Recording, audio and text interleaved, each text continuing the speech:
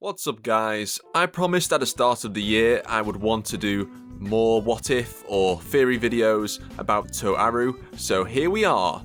We will be discussing what if Toma actually failed to save and prevent Index's memories from being wiped in the very first arc of the series. Make sure to subscribe down below for more awesome Railgun and Index videos. And also, I stupidly agreed on Twitter that I would actually cosplay as Misaka Makoto if I reach 10,000 subscribers. So, while it would feel amazing to reach that number, the impending doom of disappointing my parents by dressing up as a 14-year-old anime girl approaches. I appreciate all your support nevertheless, so without further ado, let's get started. Now, let's establish the hypothetical situation that differs from what actually happened in the story. Towards the end of the Index arc, after his encounters with Style and Kanzaki, Toma spends his last 10 minutes with Index trying to think of a solution that would not involve the erasure of Index's memories to allegedly save her brain from overloading due to her perfect memory and the thousands of grimoires inside her mind. So, in this alternate reality, Toma did not call Komoi, or she was simply unavailable at the time. So he was unable to confirm that there is no such thing in science that proves that the brain of someone with a perfect memory wouldn't be able to cope with too much information. Toma says his last goodbyes to Index, promising he will save her when this is all over, to which Index replies, "I'll be waiting." Style and Kanzaki return, but Toma is unable to accept the final fate of Index, to which he shields Index with his own body out of desperation. This infuriates Style after Kanzaki granted Toma with 10 minutes alone with Index. Kanzaki then forces herself to knock Toma out in one hit, as Style and Kanzaki proceed with the spell to remove Index's memories. Toma is woken up by Komoi, who returned home. Toma has a headache, but asks, "Where is Index?" To which Komoi replies, "She was taken away by Style and Kanzaki." Before I continue with Toma's realization of what has just happened, I want to address the massive connotations this has not only for Toma himself, but the series as a whole. It was actually stated in the afterword of Old Testament Volume 2 that Toma would have ended up just like Aureolus Izard if he did indeed prevent to save Index in Volume 1. Therefore, we can imagine that Toma would be both extremely bitter and desperate to save Index, much like how Izard acted like a deranged lunatic. He swallowed a bitter pill of copium to learn that Index had already been saved by the Toman. So I believe that Toma would turn into a more dark person and perhaps become a villain at the result of his failure, but he would ultimately believe he is doing the right thing to bring justice by saving his friend. Now, the other connotations are that this may have caused a deviation in Alistair's plan, as it is implied that it was his intention to get Toma involved in a situation involving Index, so he could slowly push Toma into being continually involved in the Magic Side's affairs, which we see in the next volume and the following volumes after that. Regardless of the outcome in the Index arc, Toma had been exposed to the Magic Side's affairs, and vice versa, as Style and Kanzaki learn about Imagine Breaker. So I still think that Alistair would be able to negotiate with the Magic Side to include Toma in a Magic Side related dilemma within or involving Academy City. But the major downside would be that Index would have no reason to stay within Academy City if Toma did not save her. Therefore, Alistair would lose the leverage of having Index within the walls of the Science Side. Furthermore, the tree diagram wouldn't have been destroyed, as Index's John's Pen mode would have never been activated, meaning that Misaka Makoto may have actually gone ahead with her original plan of hacking the calculations of the tree diagram in an attempt to impede the ongoing Sisters project. Now back to the story.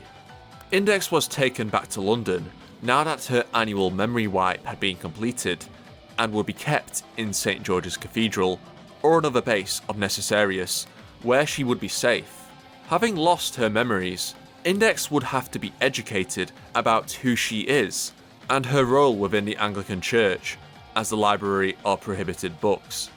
Meanwhile, Terma would fall into a slump of regret and depression that he had completely failed to save a vulnerable girl who would now no longer remember the time they spent together. I think Terma would feel even worse if he learnt from Comoy afterwards that this could have all been prevented due to the information from the Anglican Church being proved as a lie from real-life science. I also think Terma would stop attending school, not that he attended much anyway, and would be consumed with anger towards Style and Kanzaki that they had both given up on their friend, and simply let the church dictate their actions. Now, while this is all going on, Aureolus Izzard will begin to move in order to complete his plan of turning Index into a vampire.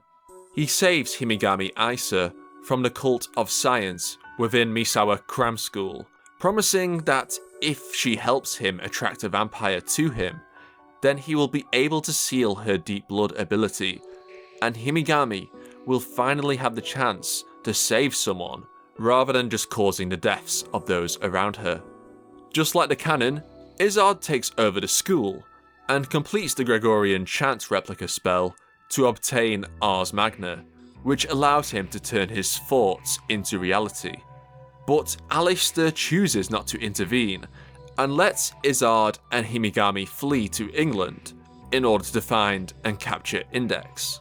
Alistair then contacts Laura Stewart, informing her of this situation, and due to the fact Himigami is an Academy City student and Izzard used Misawa Cram School, it has now become an issue in which Academy City must intervene to protect its interests.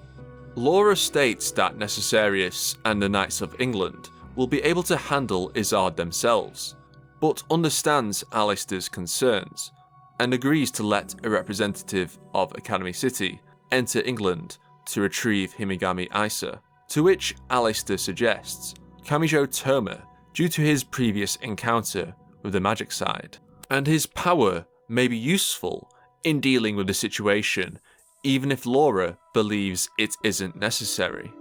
Motoharu is then assigned with taking Terma to England, in which Motoharu explains the entire situation to Terma in person. Terma becomes convinced inside that he must find Index and take her to Academy City, hoping that the science of the city, or a mental esper like Shokuho Masaki, may be able to restore her erased memories. Terma and Motoharu take the super duper sonic speed jet to London. Now, I could see Terma actually betraying Motoharu and teaming up with Izzard, as their goals seem to align the most, and they share a common enemy, the Anglican Church.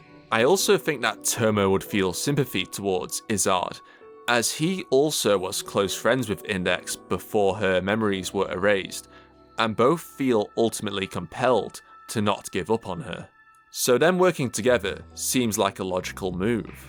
But I think Izzard would keep it a secret that his method of saving Index would be to turn her into a vampire, as that would cause Terma to oppose Izzard, and it would not make sense for Izzard to disclose the full extent of his plan. So Izzard and Terma would team up and would be able to defeat majority of magicians that would oppose them in London, and certainly Ars Magna and Imagine Breaker will likely be able to bypass any magical defences within St George's Cathedral. The main problems for both would be encountering a saint like Kanzaki, or someone with a similar power such as Laura Stewart or Knight Leader, who would all be able to move faster than both Izzard and Terma could react. Therefore, Izzard would have to make sure any saint-level enemies would be spotted by him first in order to successfully use Ars Magna before they could react to defeat him. Terma and Izzard would cause a vortex of violence on their path towards rescuing Index. Terma, Himigami, and Izzard would find Style and Kanzaki protecting St. George's Cathedral, in which Terma and Izzard would viciously rant that they should have never given up on Index, and that if they work together, they can go against the corruption of the Anglican Church, and that the four of them could cooperate to find a way to restore Index's memories. Kanzaki and Style refuse, because ultimately, their loyalty is to their duty and the church as a whole, and they will not allow their personal feelings to get in the way of that. But while exploiting Kanzaki's inner emotions against her, she became distracted, so Izzard was able to use his Ars Magna quickly to defeat or even kill Kanzaki instantly. Meanwhile, Terma would finally get his revenge on Style, defeating him once again, and pummeling him repeatedly for giving up on Index, just further demonstrating how Terma's inner emotions have consumed him into hatred. Izzard, Himigami, and Terma enter St. George's Cathedral, to which Terma runs over to her. "Index, it's me. I'm here to bring back your memories. Let's go to Academy City, where we can help you." Index appears frightened at this complete stranger with a psychotic look on his face, as she begs for someone to help her from these strangers. Terma grits his teeth as he doesn't know how to react to this, before Izzard commands her to sleep, and tells Terma that it is futile to communicate with her. Izzard walks over to Index, saying that he will be taking her away, to which Terma intervenes and punches Izzard, causing him to panic to find his needles, until Terma punches him again, knocking him out. Himigami is then struck with disbelief as she hurries over to Izzard, while Terma picks up Index, saying everything will be okay, and that he is taking her back. But an ominous aura fills the church, as Index's John's pen is activated, to which Terma panics and shakes Index, asking if she is okay. John's pen then attacks Terma, but he parries the spell with a Magic Breaker, and a new person enters the room. The mastermind behind Index's memory wipe, Archbishop Laura Stewart, who introduces herself. Terma swears he will kill her for doing all of this to Index, to which Laura responds, "Why do you treat her like a person? She's just a convenient tool who won't hesitate at killing you." Index uses Dragon's Breath on Terma as he attempts to nullify it. Then Index's Feather of Light hits Terma just like in the canon, wiping his own memories away, as he is also blown away by the beam of Dragon's Breath. Since Terma was stated to be just like Izzard if he failed to save Index, I believe he would become a tragic character who took everything to the extreme and was willing to cut corners to do whatever it took to save Index, and would be consumed by his own anger. So I believe he would have met a similar fate to that of Izzard, who at the end of Old Testament Volume 2 forgot who he truly was, and became a new person, as his memories were destroyed by Terma's dragon. Therefore, I believe Terma would have been defeated in this moment, and possibly may have died, which would have caused a massive problem for Alistair's plan, as he would wait an even longer time to correct his plan once more. Do you think Terma would have become evil or turned into a villain if he failed to save Index? Do you like my slightly absurd fanfiction on what may have happened, or do you have your own ideas? Let me know in the comments below, and don't forget to like and subscribe for more. Thanks for watching, and I'll see you all next time. Bye bye.